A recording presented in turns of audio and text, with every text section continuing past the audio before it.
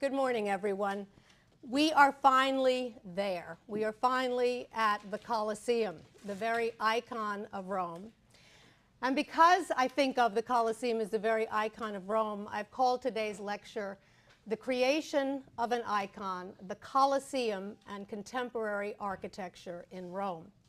But before we discuss the Colosseum, I want to say a few more words about Nero, the last of the Julio-Claudian emperors. And I show you a portrait of Nero here, ensconced in his Domus Aurea with the fourth-style wall of Fabulous behind him. And I wanted to just say and bring your attention to the fact that it really is quite amazing that we have the names of so many of Nero's artists and architects. And that can only attest to the fact that he must have gathered around him truly the greatest artists of the day. Artists whose accomplishments were so superb that their names have been recorded for posterity at a time when very few artists and architects' names are recorded. And I just want to remind you of that group.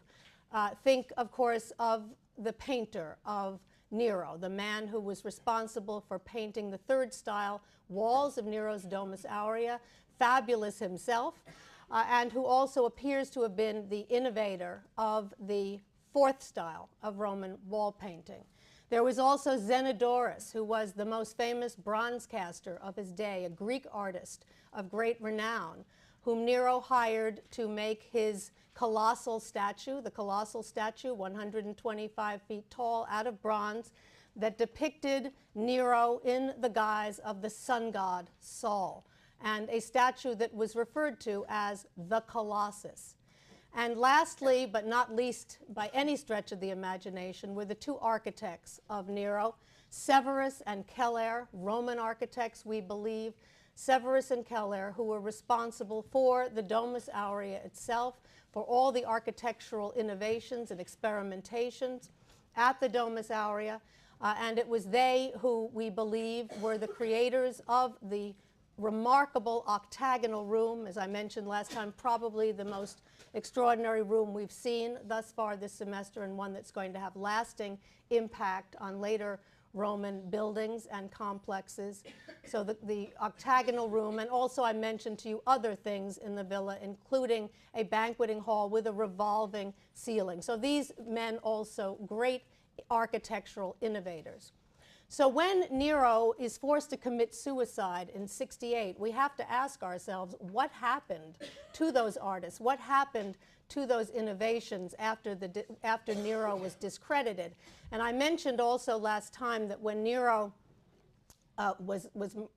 committed suicide, when he was discredited, he received an official damnatio memoriae from the Senate, a damnation of his memory, which meant that his portraits could be and were encouraged to be destroyed, and the same with his buildings. So what is going to happen to the evolution of Roman architecture when one of its greatest patrons, someone who encouraged the greatest architects and artists of the day, when he and his memory are annihilated and his buildings are destroyed? What is going to happen to architectural innovation? That's the main question we need to ask ourselves today as we look at the buildings that were commissioned by his successors, by members of the Flavian dynasty, Vespasian, Titus, and ultimately Domitian.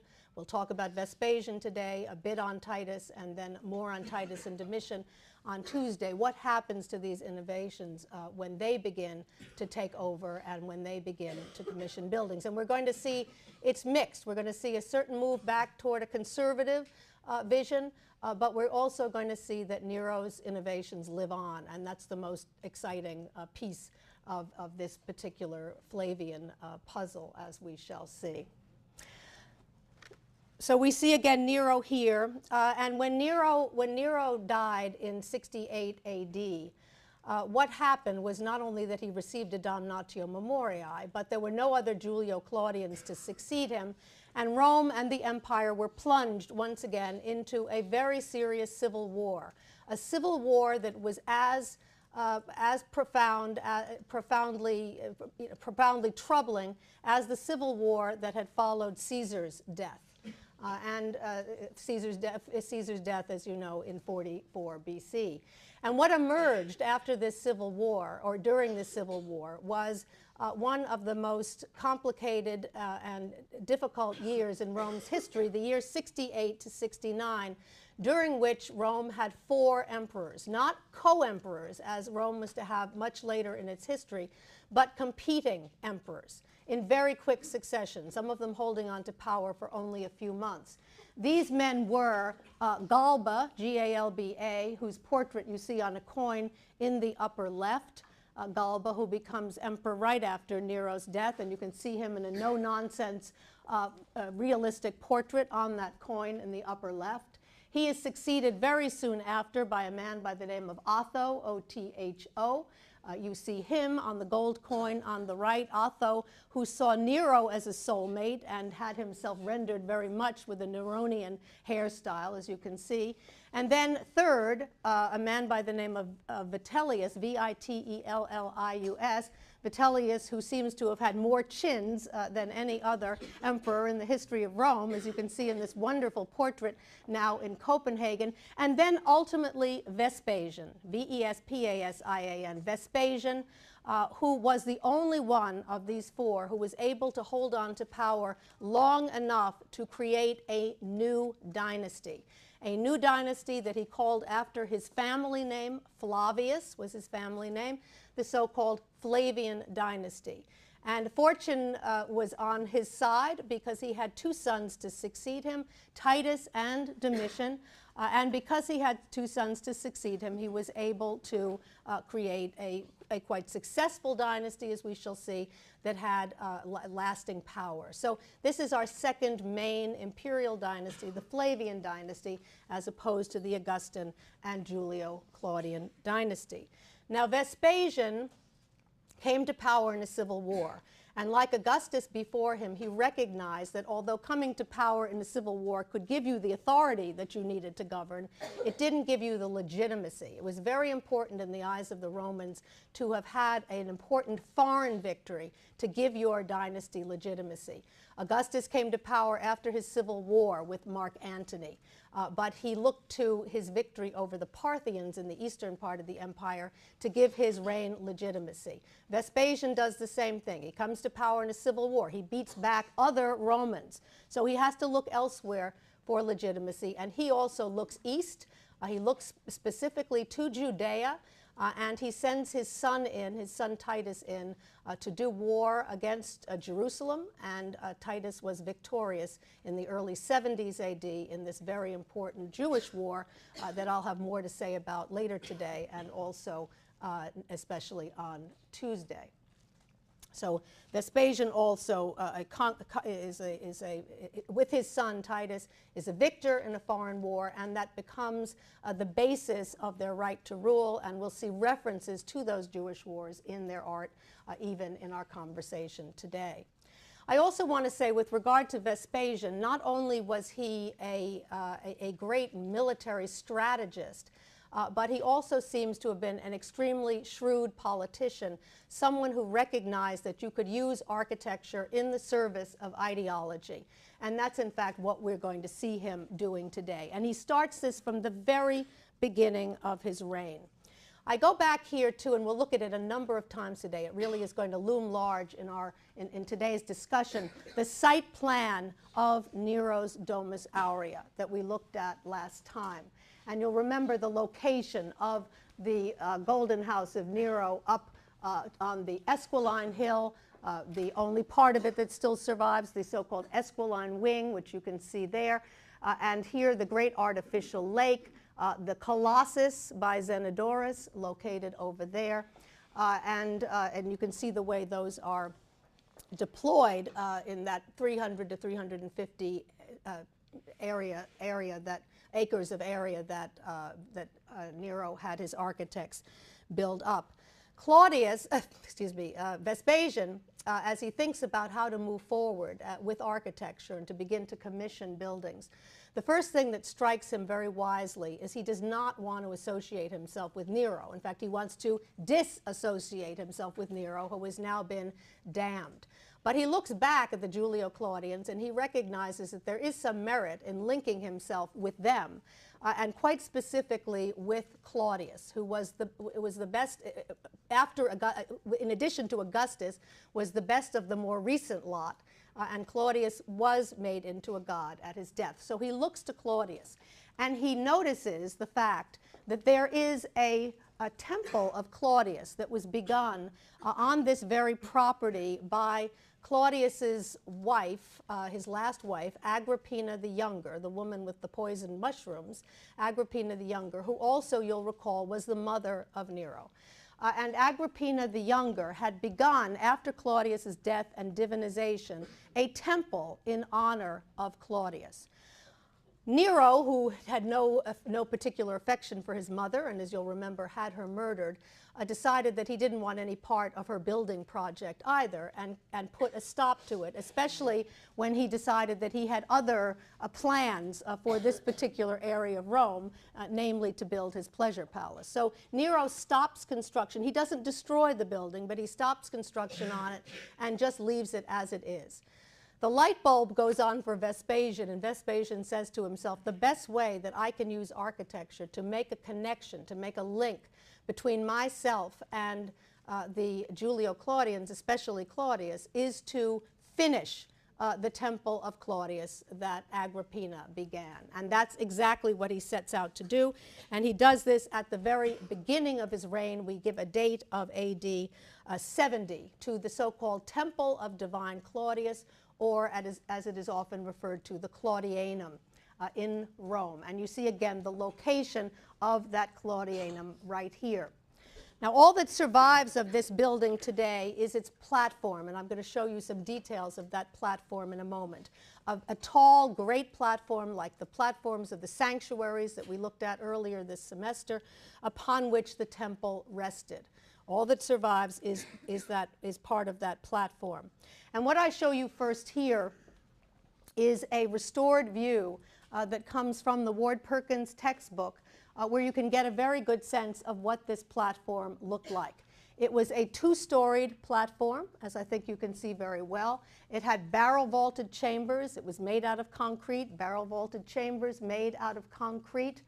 And then on the front, there were doorways at the bottom and windows on the second tier. And the facing for the concrete was travertine, cut stone travertine, which should immediately ring a bell because you'll remember that it was cut stone travertine that was also used for Claudius's harbor at Portus and also for the Porta Maggiore in Rome. And you'll remember also the intriguing combination of rusticated masonry and smoothed masonry for those two Claudian buildings. The same is true here. So when Agrippina made a decision to put up a building honoring her husband after his death, a temple that would be to him as a divus, she turns back to the style that he himself seems to have favored, this combination of rusticated and finished masonry to use for that building. And I think this underscores the point that I made last time. This choice of style, of this rusticated masonry style, is not something that happened by happenstance. It is likely because of Claudius's own predilection as a patron, so that when Agrippina decided how it would be best to honor him architecturally, she wanted to honor him in the style that he himself liked. So she uses, again, this combination of rusticated and finished masonry. I can show you again some preserved sections of the podium of the Temple of Divine Claudius that will make this even clearer. Before I do, and you see it on the right-hand side of the screen, just to remind you at the left of some of the great podia that we looked at earlier this semester. And since the exam is coming up, there's no time like the present to see if you know your stuff. Can anyone identify this podium here on the left-hand side of the screen? Wendy? Is that the Sanctuary of Jupiter and excellent. The sanctuary of Jupiter Anxur at Terracina, that's the podium. And you'll remember what was characteristic of it is that it was made out of concrete. It was faced with opus impertum. It had travertine at the corners and over the arches, and it had lateral arches as well as others to allow the free flow of space. So this idea of these great concrete podiums that served as the base for sanctuaries, it's the same idea here. We see again a podium that also has arches, as you can see, and then on the front of those arches, in this case, great pilasters. And if you look at those pilasters very carefully, and again, it's done out of travertine in this case, when you look at those very carefully, you see something very interesting here that makes these slightly different from the other two that we saw. Because you can see that the capital is finished. You can see the upper part of the pilaster, and then if you look and then below that, of course, you see these rusticated blocks. But if you look at the in between each of those rusticated blocks very carefully, and I'll show you a better image in a moment where you can see this even more clearly, you will see that part of the pilaster emerges in between each of those rusticated blocks, giving us even more the sense that that finished pilaster is somehow inside inside the rusticated blocks, waiting to emerge in a very interesting way. And we could psychoanalyze Claudius. We talked about his past and how he was not, he was ignored as a child and he was shunted aside, and because he stammered and so on. One could go very far and say that's Claudius, waiting inside to emerge sometime. There's like a cocoon that allows the butterfly to emerge at some point later in life. We could try that.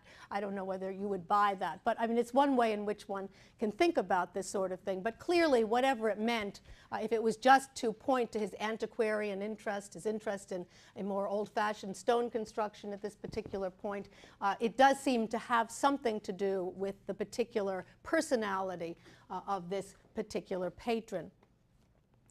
Here's just comparing the podium of the Claudianum to the Porta Maggiore in Rome, just to remind you of the rusticated columns there, the rusticated drums of these engaged columns, and then at the uppermost part, the way in which the upper part of the column and the capital are dressed smooth and seem to emerge. And that's when I first made that point about the likelihood that the column that we're supposed to read this is the column completed inside, just waiting to break free. And we see the same thing, but a further elaboration of that here. And I think you can see that much better in this particular detail, where you can again see the entire pilaster behind the rusticated masonry. You see the finished capital, the finished entablature up above, and then you can make out the entire pier, all the way, the entire pilaster, all the way down to the base, and then superimposed, or so it seems. It's not really superimposed; it's just carved in this way. But in between these rusticated blocks, again, giving me at least the sense that the pilaster is done inside. It's just waiting somehow for its debut out of this travertine block. Now, what about the rest of the complex? We don't know exactly, but we have some general sense that it is quite likely that it was similar to the sanctuaries that we looked at earlier, the sanctuary of Jupiter Anxur at Terracina and Hercules at Tivoli. And in fact, we do have some fragments of this on what is called the marble plan of Rome. I've referred to that before, the so-called forma orbis. Forma orbis, F-O-R-M-A, a new word, U-R-B-I-S. The forma orbis, which was a marble plan of Rome that was made in the early 3rd century A.D., which was housed in a building that I'm going to show you later today. And there are fragments of this structure there that give us a sense of what it looked like in antiquity. So we would have had the podium. It's misrestored here. You have to imagine the 2 tiers that we just looked at before, not this sort of thing. But those beneath serving as the podium or the decoration of the podium, and then above a large rectangular space with a temple pushed not quite to the edge of the back wall, but toward one of the walls, dominating the space in front of it. As you can see, we don't know exactly what that temple looked like, but it was probably a fairly conventional temple on the order of so many that we've looked at this semester. What's interesting about this that's different from the other sanctuaries that we saw is that in the rectangular space above, they seem to have planted a lot of bushes, as you can see here, and that becomes a very popular way of decorating these kinds of complexes in the Flavian period. We'll see another example later today. The greatest, the most famous building that was put up by Vespasian in the Flavian period was the so-called Colosseum, which he began in the year 70 AD, so contemporaneous to the construction of the Claudianum. But it wasn't finished until after his death. He died in 79. He was emperor for 9 years, died of natural causes. It wasn't completed until his son Titus became emperor, and Titus completed it and dedicated it in the year 80. We see a view of the Colosseum from above, a Google Earth image of the Colosseum from above. It was a very large amphitheater that could hold 50,000 people. It was made of concrete, as we shall see. And this aerial view is very helpful because it shows its relation, it shows its scale, its size. It shows that in Rome today it serves as a kind of giant traffic circle, as you can see here. The Romans love the Colosseum because it is an icon of their civilization, but at the same time they hate it. And they're always saying, would that we could just get rid of it so that traffic would be smoother in this part of Rome. And in fact, there was a scheme a number of years ago now, probably several decades ago by now. There was a Texan who was actually interested in buying the Colosseum and bringing it to Texas to display on his ranch. Fortunately, I mean, Italy gave us some thought to that, but they decided, obviously, that they were not going to part with the Colosseum. And fortunately, it has stayed intact. And I don't think the Romans would have been too happy about that at the end of the day, despite the fact that they curse it out on a fairly regular basis. But we see it here, and it's a useful view because it shows it in conjunction to so many of the other buildings and complexes we've been talking about thus far this semester. We're looking back from it toward the later Arch of Constantine that we'll look at the very end of the course, the Palatine Hill in the upper left, the Roman Forum beginning over here with the Temple of Venus in Roma that was done in the 2nd century. We'll talk about that also later. Here the great Via dei Fori Imperiali designed at the behest of Mussolini.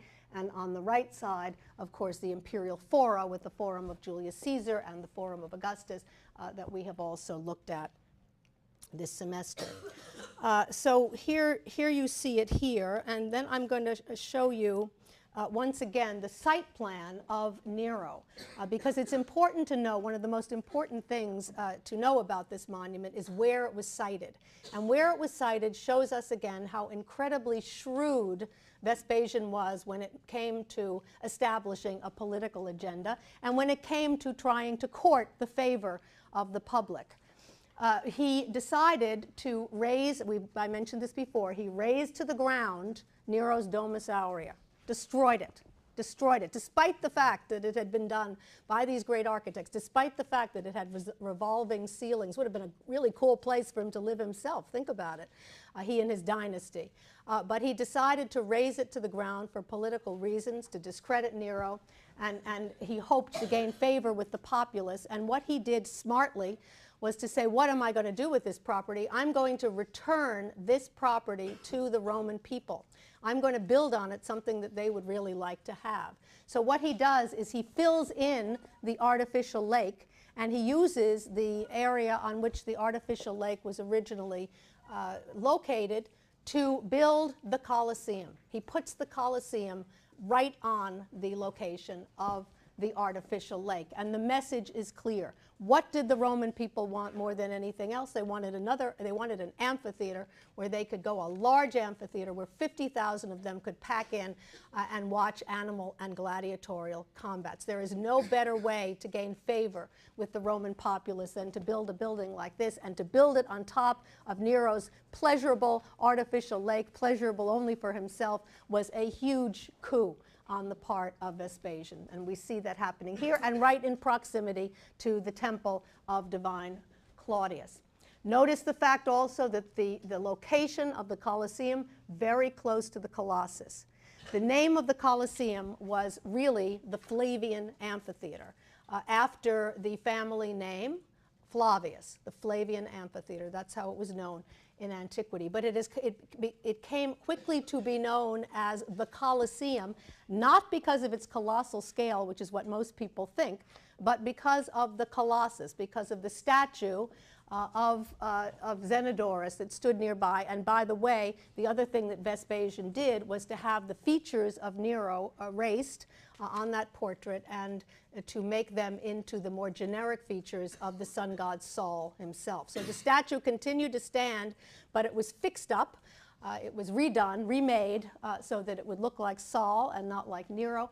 But again, the Colosseum takes its name from that. So if you are in any, we used to have a Colosseum here in New Haven, but if you are in the future in any arenas that are called Colosseums, you'll know that that name goes back to the Colossus of Nero, the Colossus of Sol, not to the Colosseum itself ultimately, although I think those who named those arenas were obviously thinking about the Colosseum in Rome.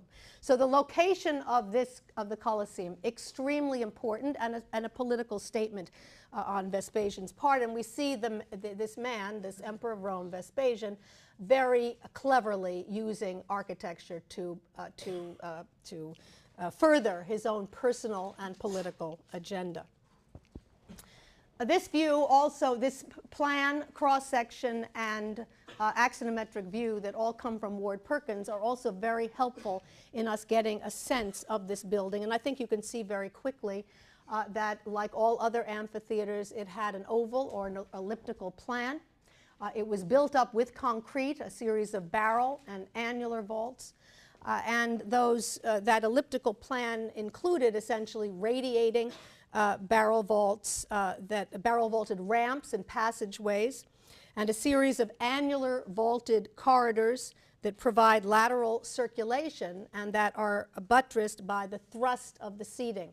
So it's a scheme that we know already from the amphitheater at Pompeii. We know it also particularly well from the Theater of Marcellus in Rome. And the Theater of Marcellus in Rome was just down the street practically. I'll show you an aerial view later to show you its proximity to the Colosseum. It's not right next to it, but it's within striking distance.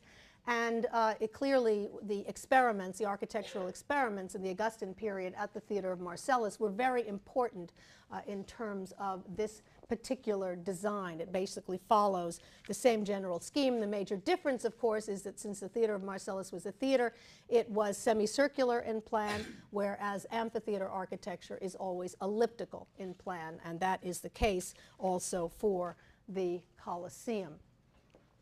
If we look at I mentioned that there are annular vaulted corridors. We're looking at the corridor on the first floor of the Colosseum. And you can see very quickly that it is, of course, made of concrete. How else would you get these annular vaults that you see here? They're very well preserved. They're easy to study. And you can see that those annular vaults rest on great stone piers. These stone piers made out of travertine.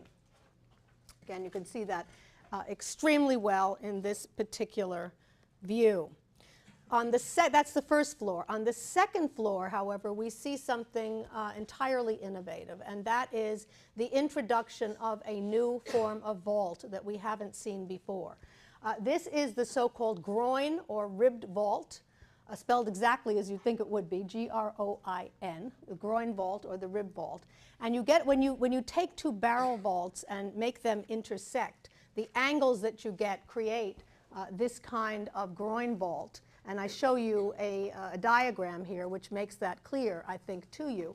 And then a view of the second-story corridors to show you these actual groin vaults, these rib vaults that you see here, which are very interesting and add something, I think, to these structures. And they become very, very popular. After they begin to be used in the Flavian period, they become very popular, and we'll see the proliferation of groin vaults from this time on. So I talked at the beginning about what is are the innovations of Nero's Domus Aurea continued under the Flavians? Well, we know that the architects of Nero did not use groin vaults, but they were very interested in the free flow of space. And that interest in the free flow of space continues here, as does experimentation with concrete, and we see it in the use of these groin vaults on the second story of the Colosseum in Rome. When you visit the Colosseum in Rome today, you'll note that it does seem quite stripped bare, unfortunately. But it's important for you to be aware of the fact that it too was highly decorated, as so many other Roman buildings. And we do have engravings that were made, engravings and paintings that were made when the Colosseum was in better condition and when some of that stucco and painted decoration still existed. And I show you two drawings here that give you some sense of that, and you can see that all the surface was covered with stucco and then with figural decoration, all of which was painted, both the vaults themselves, as you can see above, and the corridors, all of that very elaborately decorated in ancient Roman times. This is obviously an exterior view of the Colosseum in Rome. The exterior of the building is actually quite well preserved. And I think as you gaze at it, you certainly are struck by the similarity of the scheme to the scheme of the Theater of Marcellus in Rome. In this case, the Theater of Marcellus appears to have had 3 stories, only 2 of which are currently preserved. This had 4 stories, 4 tiers, as you can see here. Again, the structure itself is concrete. The facing is travertine. We see these great arches, these great arcades, just as we saw them in the Theater of Marcellus. And then also, just like the scheme of the Theater of Marcellus, columns that are placed in between those arches on the first 3 stories.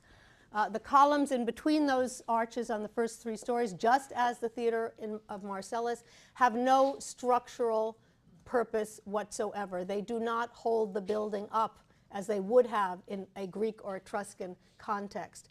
The building is held up by the barrel and annular vaults that are made out of concrete. So these columns have no structural purpose whatsoever, and they are here essentially as the icing on the cake, as ornamentation or decoration, but ornamentation or decoration that has certain meaning to it, a meaning that certainly conjures up ancient Greece, because you can see here that they have used all the Greek orders: the Doric order, the Ionic order in the second story, the Corinthian order. All of these are engaged columns. The Corinthian order in the third story, and then in the fourth story we see they use pilasters. These are Corinthian pilasters once again. So Doric, Ionic, Corinthian, Corinthian again at the uppermost part, columns that have no structure, that are used here as pure decoration, but decoration that again has an ideological connection. At the very top, you can see the detail of the pilasters. Between them, you see some travertine excuse me, blocks that are brackets that stick out. Those were to support the wooden poles that you'll remember from our conversation about the amphitheater at Pompeii, supported the awning that was used when there was rain. 2 more views of the exterior of the Colosseum, a little bit closer up, where you can see very well here the Doric order in the first story, the travertine facing, the Ionic order in the second story, and then the Corinthian engaged columns here and the Corinthian pilasters, and then also the brackets, extremely well preserved on the Colosseum in Rome. The interior is a different story entirely. It is not as well preserved as the exterior. It is fascinating, however, to see, and I think you can tell from this particular view of the interior, where we have as always, we have so many tourists inside the Colosseum. I think they are very useful because they give you a very good sense of scale of how truly enormous this building is. They also show you that much of what was once there is no longer there in the interior of the structure. As we look down on it, we can see the elliptical shape of the arena. We can see the substructures here, all made of concrete. The ones that are below the arena itself were used for the storage of props, but also for the housing of the animals that were brought up for animal combat. There were small and larger cages down here, and I'm going to show you what those looked like in a moment. So that's the location of those, but again, not in very good condition today. Even more striking is the fact that although you can see again the concrete substructures for the seats on which the cavia rested, if you look very carefully, you will see there's only a single cuneus that is still preserved with a small number of marble seats. The whole thing was sheathed in marble in antiquity. All of the seats would have been marble. Only that small section is preserved, and I can show you another view where we see the same. Here we're looking at that one cuneus over here with that one set of marble seats, the only marble seats that are still preserved in the Colosseum today. Why is that, you ask yourselves, and you might ask me. The reason for that is that the Colosseum was used as a marble quarry practically from the time, I mean, not too long after it was built, but certainly in the post-antique period it was used very significantly as a marble quarry. By whom? By the great princes and even by the popes. The popes did not hesitate to plunge the Colosseum for the marble that they needed for the buildings that they were putting up around Rome. The Colosseum ended up in some extraordinary buildings, so it was not for naught, but at the same time, obviously, it changed the face of the interior of the Colosseum forever, as we can see so well here. Two models of what the substructures would have looked like in the area of the Colosseum where the animals were kept.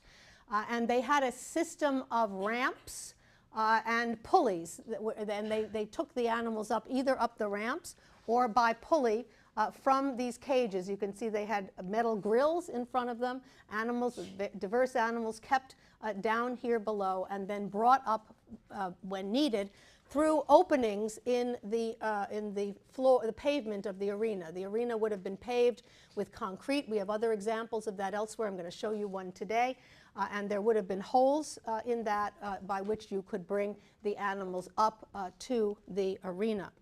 This is a restored view of what the Colosseum the interior of the Colosseum would have looked like in antiquity when a performance was, when a gladiatorial performance was taking place.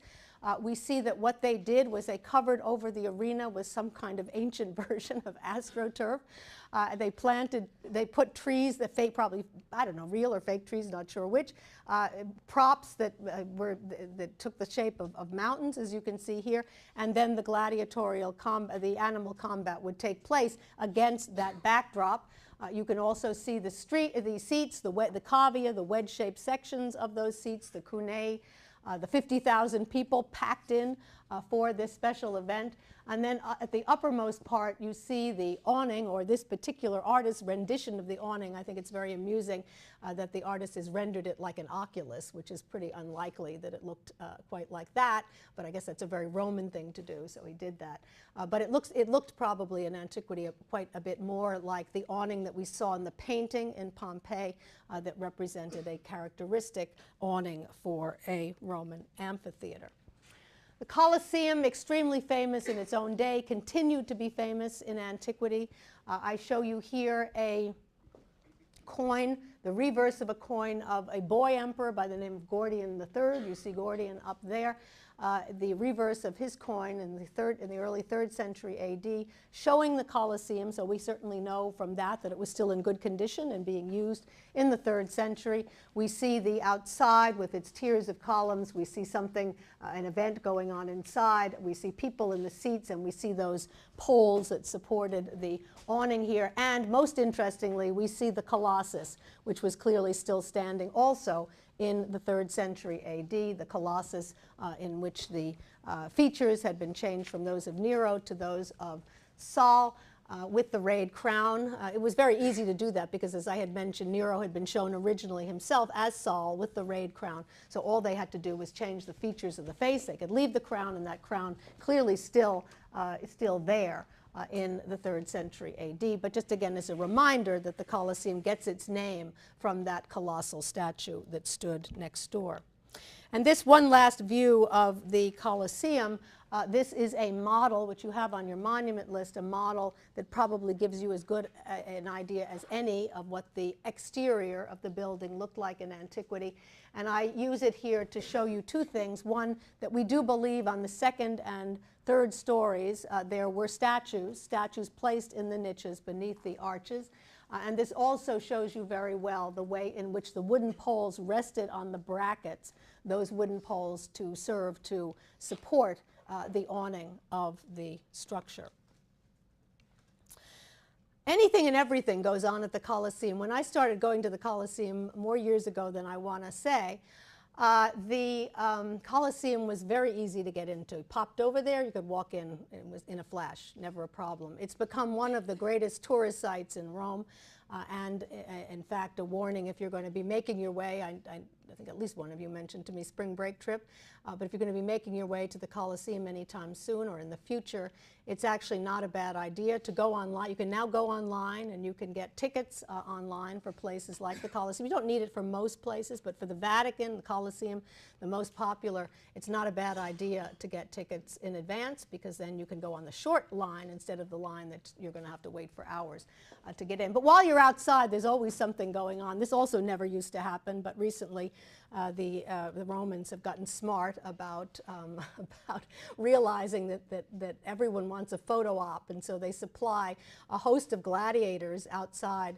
the entranceway, and especially since everyone is online for so many hours, you might as well have something to do. So they stock the place with modern gladiators who are more than willing for a certain number of euros to pose in your pictures, and you see a young woman here taking her boyfriend or husband, whomever, a picture of him playing the gladiatorial role with this sword, as you can see. And there are lots of fun. It's fun just to stand there and watch everybody posing for these extraordinary pictures.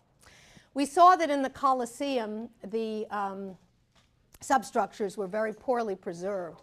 And so I wanted to show you another amphitheater where they are well preserved, so you can get a better sense of what those substructures would have looked like in antiquity.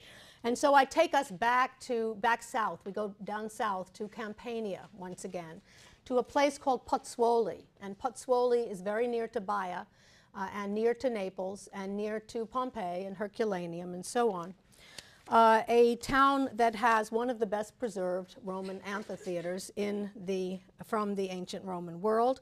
It dates to the late 1st century AD. And I show you a view here of the substructures of the amphitheater, the Roman amphitheater at Pozzuoli, and you can see what I mean. The annular vaulted corridors down below, well preserved, as are the cages in which the animals were kept in antiquity. The grates are gone, but the cages are still there, as is much of the ceiling, and it's actually a fun place to wander through because the light effects are incredible. The light effects through the openings in that ceiling that were the openings through which the animals were transported by ramp or by pulley up to the arena. Here's another view where you can also get a great sense of these substructures, of the places where the animals were kept, and also of those openings in the ceiling that allowed them to be brought up above. And you can also notice very well here the fact that the construction in this case, late 1st century AD, is concrete faced with brick. And we talked about another important part of Nero's architectural revolution was the fact that they began to build buildings that were brick-faced concrete buildings. We talked about the fact that that had to do with the fire and the decision taken that brick was more fireproof than stone, and they began to use it, and we see it being used here. So another important another important facet of Nero's architectural revolution that was not lost with the emperor's death. And here you can see the very well preserved pavement of the arena, done in concrete with these openings in it, the same openings that you saw just before from down below, through which the light came. These are the openings through which props, animals Some of them are very small, some of them are larger, and would allow some things to be brought up through them. But you can also see there was a big open area in the center that was also used, covered over when there was an event, but that was also there in order to allow a freer flow and allow the attendants to bring the animals up to the top. So again, a very well preserved pavement of the arena. And you can also see in this view that the seats, the cavia of the theater at Pozzuoli, also extremely well preserved. You can't tell here, but the division into cunei, the same. So we look to this amphitheater to give us a better sense of what the interior of the Colosseum would have looked like in ancient Roman times. We talked about the Temple of Divine Claudius. I remind you of a model of it here again, and the relationship of that Temple of Divine Claudius with the temple, conventional temple on top of a very tall podium.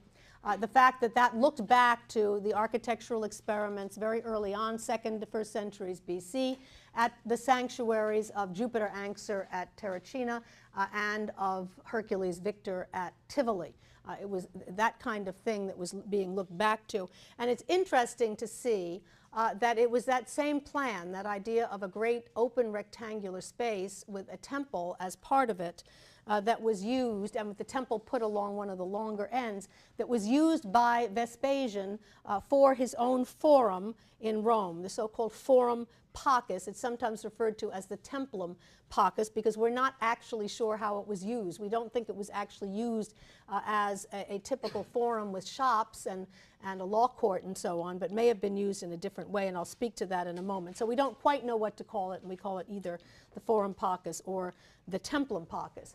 In order to see its location, I show you this view of all of the imperial fora in Rome, those fora that line the Via dei Fori Imperiali across from the Roman Forum. We've already looked at, here's the tail end of, or the side of the Roman Forum here, and right next to it, 2 fora that we've already discussed, the Forum of Julius Caesar, and then the Forum of Augustus. Nothing else. This wasn't there then, this wasn't there then.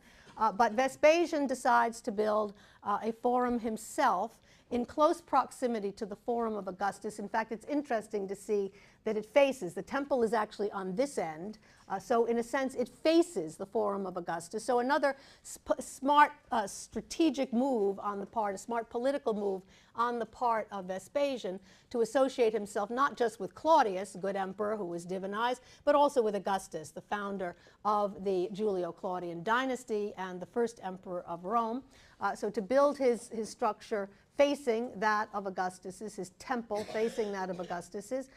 But you can see that he wants to outdo Augustus, so he makes his larger than Augustus's. This area here that's labeled as the Forum of Nerva wasn't a forum at all at this point. It was a street called the Argiletum, A-R-G-I-L-E-T-U-M.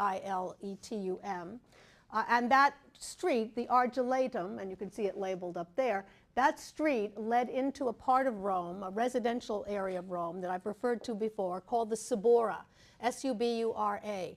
The Subura was, again, a place where there were a lot of, I've mentioned it again, we saw there a lot of, or there were there a lot of apartment houses, mostly made out of wood, rickety apartment houses that were lived in by a large number of people with lesser means.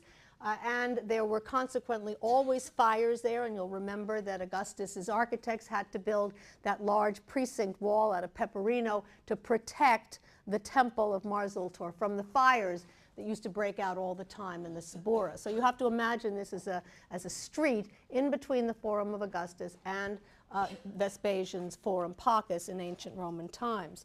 Also interesting is again the plan, a rectangle with the temple on one end, dominating the space in front of it.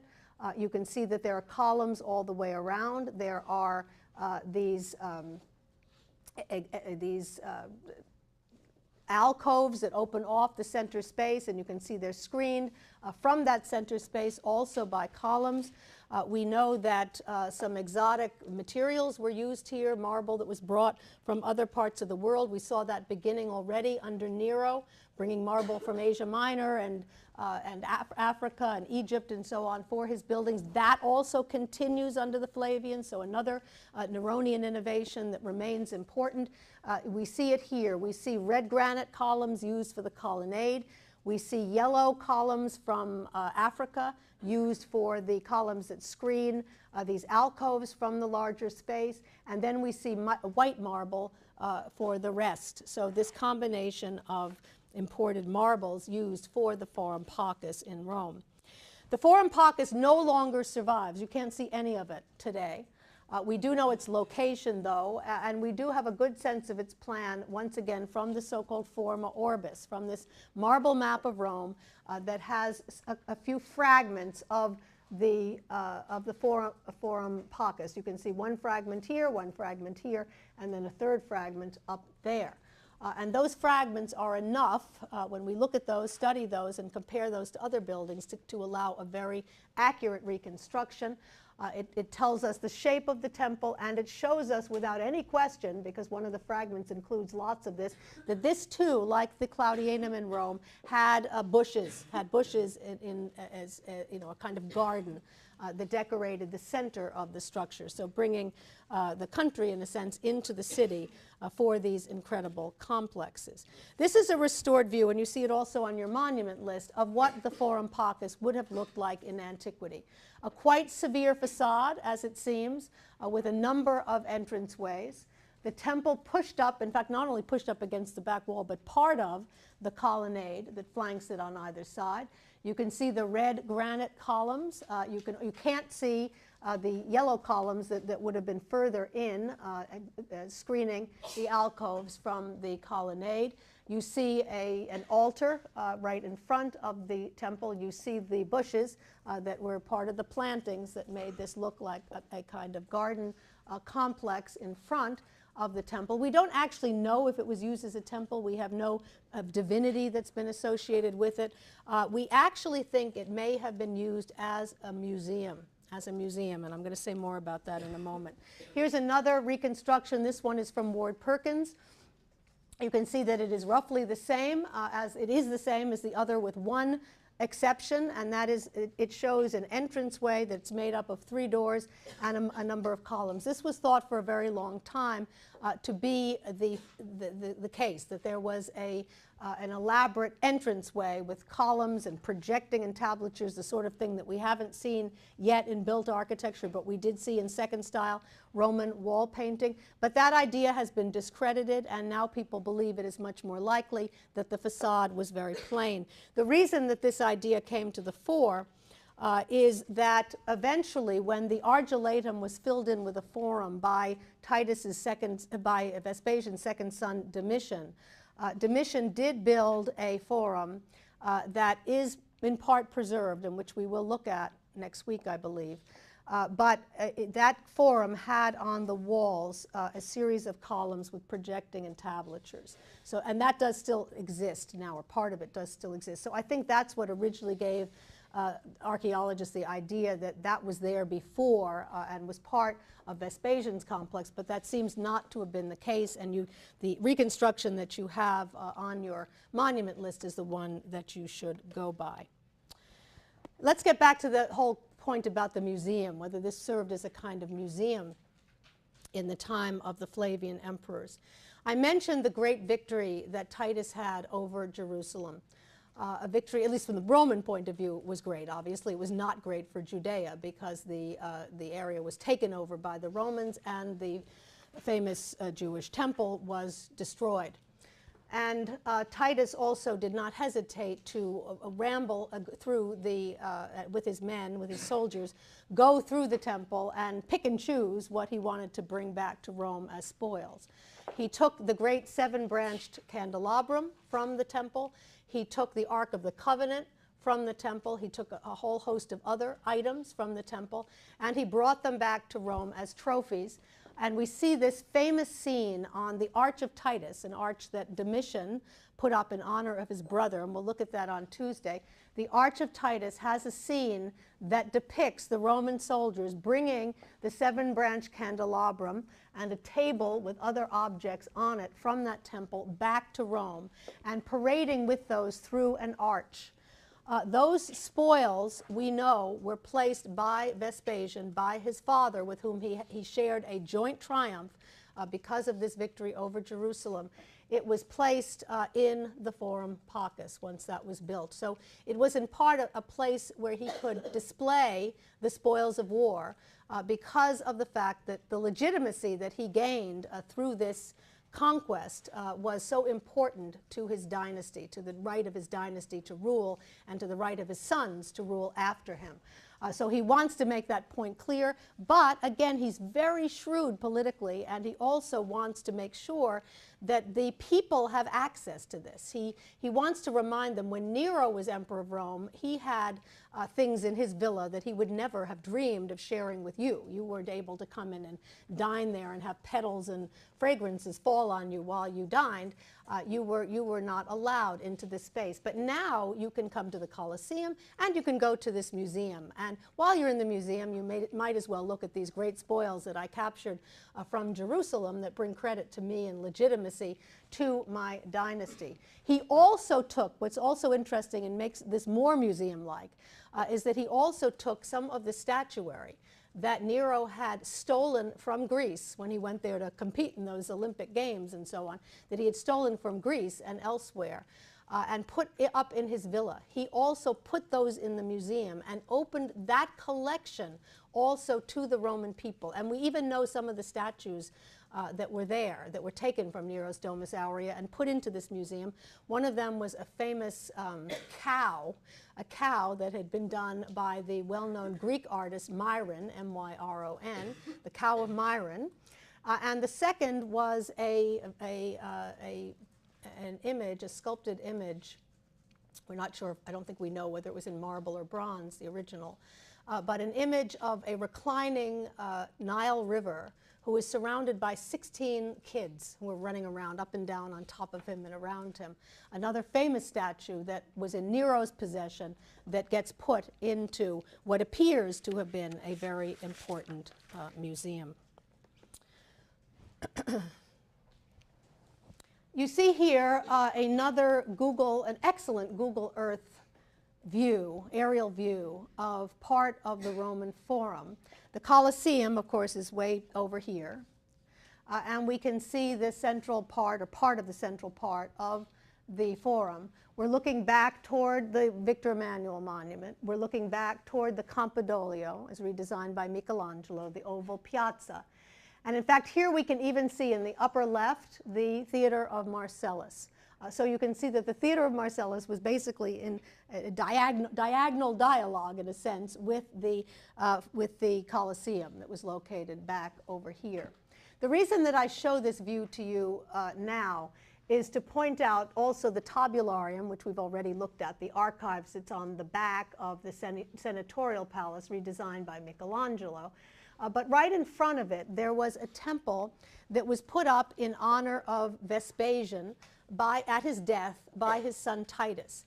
And then when Titus died only a few years later, also of natural causes, his brother Domitian became emperor, and Domitian decided to rededicate the temple to both of them, to Vespasian and also to Titus. So it became the temple of the two divi, because Titus was also divinized at his death. And there were statue bases that were found that stood in front of this temple with inscriptions indicating that they honored those two individuals and that they were depicted undoubtedly in statues in front of this temple. Only 3 columns of that temple still survive, some of the foundations as well, of course, and you can see it in the Roman Forum right near the Tabularium in Rome. If you look at it, you can see that these are Corinthian fluted capitals. It was probably a quite conventional temple, but you do see that there is a frieze that seems to represent a number of sacrificial implements, a libation dish and a pitcher and so on and so forth. A very large chunk of that frieze and entablature is still preserved today. It's not with the temple, but rather in the tabularium itself. And I show it to you here, an extremely well-preserved section of the decorative frieze of the temple of Vespasian, the temple of divine Vespasian in Rome, which you see again dates to around 79 to 81 AD. And it's very instructive, not only in terms of the way in which Titus first and then his brother were thinking of honoring members of their family, but also in the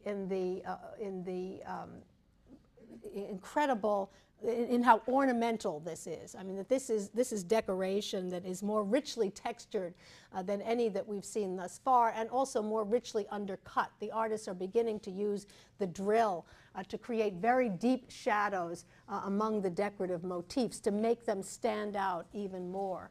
And you might remember, I didn't bring it back to show you, but you might remember that section that I showed you from the Temple of Venus Genetrix in the Forum of Julius Caesar, where I mentioned that that had been restored in the time of Domitian, second son of Vespasian, and also in the Trajanic period, and that the very deep carving indicated to us the deep carving indicated to us not only that it had been done later, but also the fact that the Flavians were particularly interested in this very ornamental decoration, very deeply undercut ornamentation. And we see that so well here. We see also the interest in the variety of motifs in this frieze and in the decorative part of it. And then the frieze itself is very interesting. If we look at the objects, we see that they are mainly objects that are used in ritual sacrifice.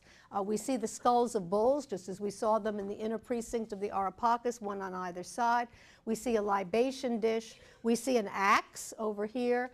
That's to knock out the animals. Here's the knife to slit the throat of the animals, the pitcher to pour wine on an altar, a whip for whatever purpose that had, and then over here a helmet, as you can see.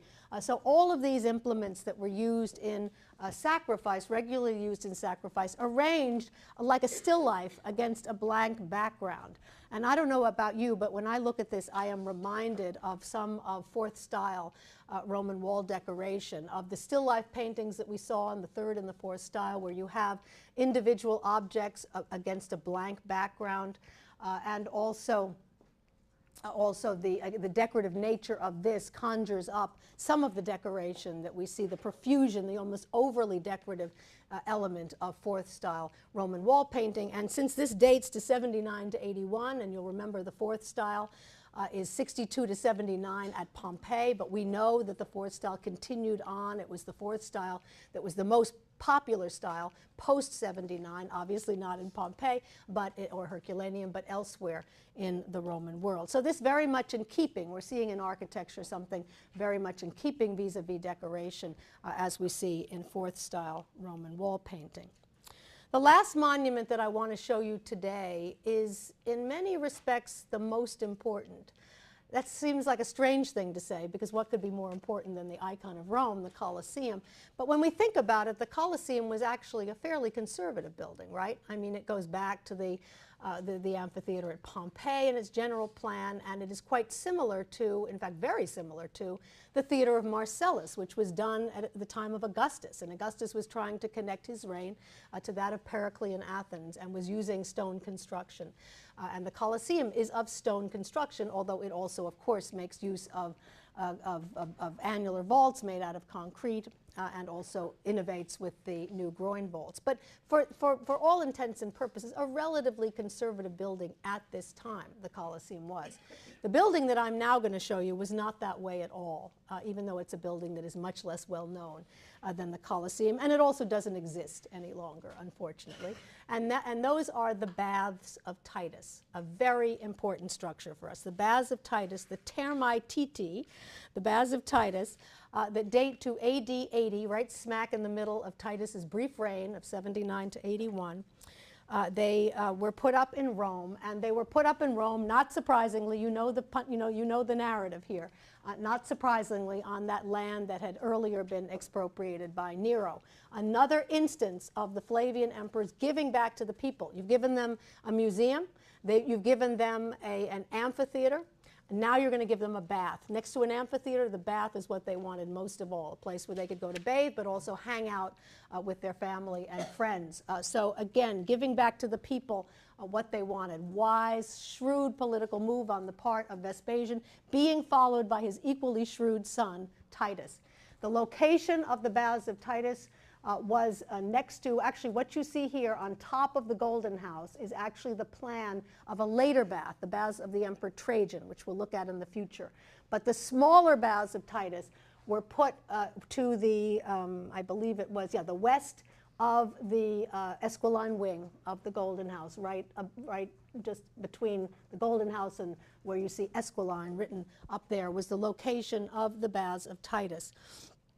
All that survives of the baths of Titus is part of one wall, a brick-faced concrete wall with some engaged columns. That's all we have. But the building was still standing, the building was still much better preserved in the 16th century when it was drawn by Renaissance architects, most specifically by Andrea Palladio, whose name I put on the monument list for you. Andrea Palladio drew a very complete plan of it, and it is on the basis of that plan that modern plans are made of the baths of Titus, and I show it to you here. And we believe this is a very accurate plan of the baths of Titus. And I compare it for you here with, again, those of you studying for the midterm, what's this? The Stabian baths in Pompeii, 2nd century BC, very good. And we talked about that as the typical earlier bath structure, and just a very quick review to remind ourselves of its major features. It had the palestra over here, surrounded by columns on 3 sides, the piscina or the natatio, swimming pool at the left, and then most importantly, the bathing block on the right side of the structure. A men's section and a women's section with that sequence of rooms, the apoditerium or the dressing room, the tepidarium, rectangular, or the warm room, the caldarium, hot room with an apse and a cold water splash pool, cold water splash basin, and then most importantly the frigidarium, that small round building with radiating alcoves. That was the typical Roman bath structure until we begin to see, or our first example in Rome of the so-called imperial bath structure, the plan that is used by the emperors for the baths that they build in Rome. It is possible that Titus's was not the first. There's been some speculation. We know that Nero had built a bath. There has been some speculation that Nero's bath may have been the first example of the imperial plan, but we don't know for sure. But Titus's, of the ones that we know have the specifics about, we know that Titus's was definitely an example of this imperial bath structure. And the features that are outstanding here that we need to focus on are the fact that this imperial bath structure had a very elaborate entranceway that consisted either of columns on square bases or piers in the front. There seemed to have been a series of groin vaults. Anytime you see an X in plan, that means a groin vault. An elaborate stairway, some more columns or piers here, and more groin vaults, and another stairway leading into a double palestra, in a sense, or you could call it a combined palestra here on the southern side. And then you can see the cistern on the outside of the precinct. You can see the cistern that fed water into this bath structure. It's roughly rectangular, as you can see. And unlike the Stabian baths at Pompeii, where you have the bath complex on the right side, you can see that the rooms that are used for bathing are at the center of the plan, which makes sense from the Roman standpoint. You know, the Romans thought, were very focused on axiality and symmetry, and that's exactly what they've done here. They've placed the bathing block in the center. They've lined the rooms up axially with one another. They've placed rooms on either side, symmetrical rooms. It's the same on the left as it is on the right. The rooms are symmetrically disposed around that central bathing block. And they've taken the frigidarium, which was the smallest, albeit the most interesting architecturally, but the smallest room in the bath, and they've made it the largest room in the bath, because you can see at F a very large cross-shaped room with an apse on one end, a groin vault over the center, a single large groin vault over the center, flanked by and buttressed by two barrel vaults, one on either side, and then opening off those barrel vaults a series of rectangular alcoves with, as you can see, with walls that are scalloped, and then with columns that screen those alcoves from the central groin vaulted space. So an entirely different way of thinking about the frigidarium. Then that into the tepidarium from the frigidarium, again through a screen of columns. That's fairly conventional, rectangular. And then into, we see here double caldaria, two caldaria. They also in a kind of cross shape, although a cross shape that appears a little bit more rounded than the case of the frigidarium. They too screened by columns on three sides, very open, allowing a free flow of space in a way that was not true of the Pompeian baths, where the entranceways were tiny from one room to another. Here, a great deal of emphasis on the free flow of space. So what's very important here, the way I want to end today, is essentially where I began. What innovations of Nero's architecture lived on despite his damnatio memoriae, and despite the fact that his buildings were destroyed. His buildings no longer stood. The Domus Aurea no longer stood to be studied. And yet, what we see is some of the innovations did live on, and the ones that did include, and let me just compare as the last image, compare the octagonal room, an axonometric view of the octagonal room with the baths of Titus in Rome. What we see are some of the experimentations that were taking place in private architecture, palace architecture. And I should make the point that just as we've said that tomb architecture was often very eccentric and very experimental, the same was true for private architecture. Not surprisingly, these are buildings that people make personal decisions about. How do I want to live, and what kind of spaces do I want to live? And in what kind of building do I want to be buried? Those are very personal decisions, and they were much more likely to be experimental decisions, where public architecture had to toe the line to a certain extent and had to be more closely allied with what had gone before, and it was also more referential in terms of looking back to other emperors and so on. So we see experiments in private palace and tomb architecture, villa architecture, that we don't tend to see as much in public architecture. But what we see happening here is very momentous, and that is the lessons that were explored first in private architecture are being adopted in the most public of all Roman buildings, a bath building. And it's being done in a very different way from the Colosseum. The most important adoptions, innovations that were in Nero's Domus Aurea that are also included in the baths of Titus are axiality, symmetry, and I've described both of those already, new vaulted shapes, which we also did see in the Colosseum, the use of the groin vault extensively here, and then perhaps most importantly, this free flow of space. The free flow of space, the vistas, the panoramas from one part of this bath structure to another that is very different from the bath structure of the past, from the bath structures, for example, of Pompeii. So what we see in sum is the fact that despite Nero's damnatio memoriae, despite the fact that that allowed authorities, and in fact the new emperor, to destroy the portraits of Nero, to raze his palace to the ground, which Vespasian did after all. Despite that, the architectural innovations of Nero's Domus Aurea lived on. They lived on in the baths of Titus, and we're going to see they lived on in perpetuity, and we're going to see them continuing to have a huge impact on the evolution of Roman architecture. Thank you. The creators of the remarkable octagonal room, as I mentioned last time, probably the most extraordinary room we've seen thus far this semester, and one that's going to have lasting impact on later Roman buildings and complexes.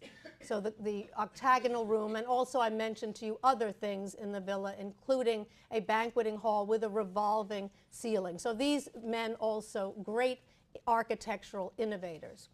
So when Nero is forced to commit suicide in 68, we have to ask ourselves, what happened to those artists? What happened to those innovations after Nero was discredited? And I mentioned also last time that when Nero committed suicide, when he was discredited, he received an official damnatio memoriae from the Senate, a damnation of his memory, which meant that his portraits could be and were encouraged to be destroyed, and the same with his buildings. So what is going to happen to the evolution of Roman architecture when one of its greatest patrons, someone who encouraged the greatest architects and artists of the day, when he and his memory are annihilated and his buildings are destroyed? What is going to happen to architectural innovation? That's the main question we need to ask ourselves today as we look at the buildings that were commissioned by his successors, by members of the Flavian dynasty, Vespasian, Titus, and ultimately Domitian. We'll talk about Vespasian today, a bit on Titus, and then more on Titus and Domitian on Tuesday. What happens to these innovations when they begin to take over and when they begin to commission buildings? And we're going to see it's mixed. We're going to see a certain move back toward a conservative vision, but we're also going to see that Nero's innovations live on, and that's the most exciting piece of this particular Flavian puzzle, as we shall see.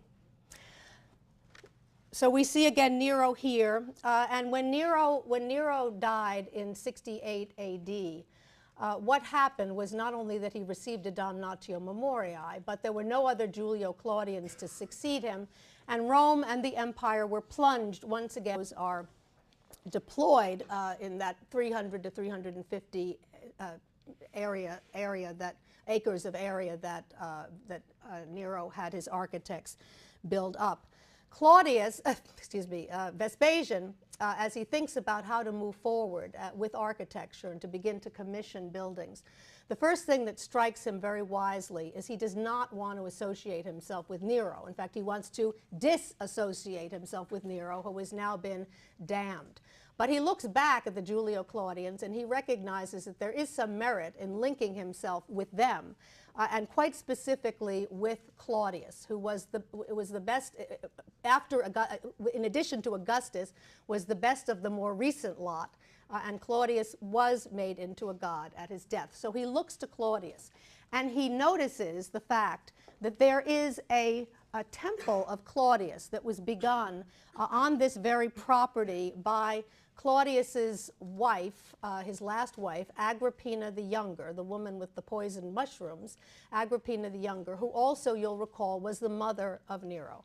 And Agrippina the Younger had begun, after Claudius's death and divinization, a temple in honor of Claudius. Nero, who had no particular affection for his mother, and as you'll remember, had her murdered, decided that he didn't want any part of her building project either, and put a stop to it, especially when he decided that he had other plans for this particular area of Rome, namely to build his pleasure palace. So Nero stops construction. He doesn't destroy the building, but he stops construction on it and just leaves it as it is.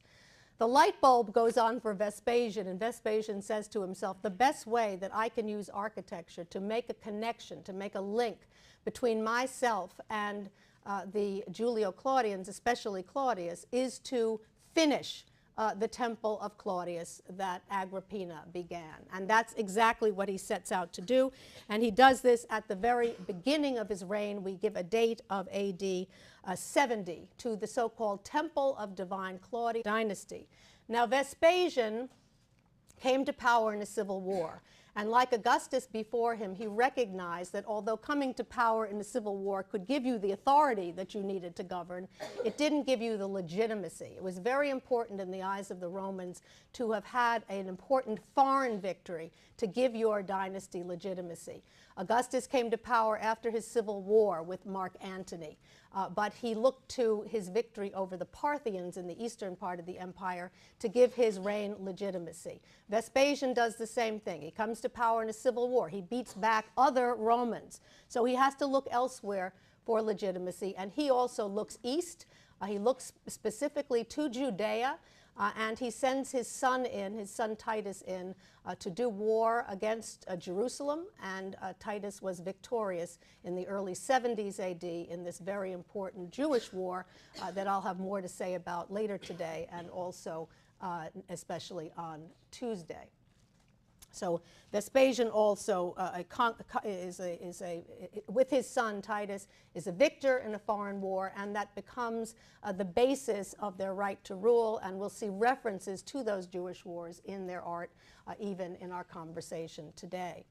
I also want to say, with regard to Vespasian, not only was he a great military strategist, but he also seems to have been an extremely shrewd politician, someone who recognized that you could use architecture in the service of ideology. And that's, in fact, what we're going to see him doing today. And he starts this from the very beginning of his reign. I go back here, too, and we'll look at it a number of times today. It really is going to loom large in today's discussion, the site plan of Nero's Domus Aurea that we looked at last time. And you'll remember the location of the Golden House of Nero up on the Esquiline Hill, the only part of it that still survives, the so-called Esquiline Wing, which you can see there. And here, the great artificial lake, the Colossus by Zenodorus, located over there. And you can see the way those... Good morning, everyone. We are finally there. We are finally at the Colosseum, the very icon of Rome. And because I think of the Colosseum as the very icon of Rome, I've called today's lecture "The Creation of an Icon, the Colosseum and Contemporary Architecture in Rome." But before we discuss the Colosseum, I want to say a few more words about Nero, the last of the Julio-Claudian emperors. And I show you a portrait of Nero here, ensconced in his Domus Aurea with the fourth-style wall of Fabulous behind him. And I wanted to just say and bring your attention to the fact that it really is quite amazing that we have the names of so many of Nero's artists and architects, and that can only attest to the fact that he must have gathered around him truly the greatest artists of the day. Artists whose accomplishments were so superb that their names have been recorded for posterity at a time when very few artists and architects' names are recorded. And I just want to remind you of that group. Think, of course, of the painter of Nero, the man who was responsible for painting the third-style walls of Nero's Domus Aurea, Fabulous himself, and who also appears to have been the innovator of the fourth style of Roman wall painting. There was also Zenodorus, who was the most famous bronze caster of his day, a Greek artist of great renown, whom Nero hired to make his colossal statue, the colossal statue, 125 feet tall, out of bronze, that depicted Nero in the guise of the sun god Sol, and a statue that was referred to as the Colossus. And lastly, but not least by any stretch of the imagination, were the two architects of Nero, Severus and Keller, Roman architects, we believe, Severus and Keller, who were responsible for the Domus Aurea itself, for all the architectural innovations and experimentations at the Domus Aurea, and it was they who, we believe, were then into a very serious civil war, a civil war that was as profoundly troubling as the civil war that had followed Caesar's death. Caesar's death, as you know, in 44 BC. And what emerged after this civil war, or during this civil war, was one of the most complicated and difficult years in Rome's history, the years 68 to 69, during which Rome had 4 emperors, not co-emperors, as Rome was to have much later in its history, but competing emperors in very quick succession, some of them holding on to power for only a few months. These men were Galba, G-A-L-B-A, whose portrait you see on a coin in the upper left, Galba, who becomes emperor right after Nero's death, and you can see him in a no-nonsense realistic portrait on that coin in the upper left. He is succeeded very soon after by a man by the name of Otho, O-T-H-O. You see him on the gold coin on the right, Otho, who saw Nero as a soulmate and had himself rendered very much with a Neronian hairstyle, as you can see. And then third, a man by the name of Vitellius, V-I-T-E-L-L-I-U-S. Vitellius, who seems to have had more chins than any other emperor in the history of Rome, as you can see in this wonderful portrait now in Copenhagen, and then ultimately Vespasian, V-E-S-P-A-S-I-A-N, Vespasian, who was the only one of these four who was able to hold on to power long enough to create a new dynasty. A new dynasty that he called after his family name. Flavius was his family name, the so-called Flavian dynasty. And fortune was on his side because he had two sons to succeed him, Titus and Domitian. And because he had two sons to succeed him, he was able to create a quite successful dynasty, as we shall see, that had lasting power. So this is our second main imperial dynasty, the Flavian dynasty, as opposed to the Augustan and Julio-Claudian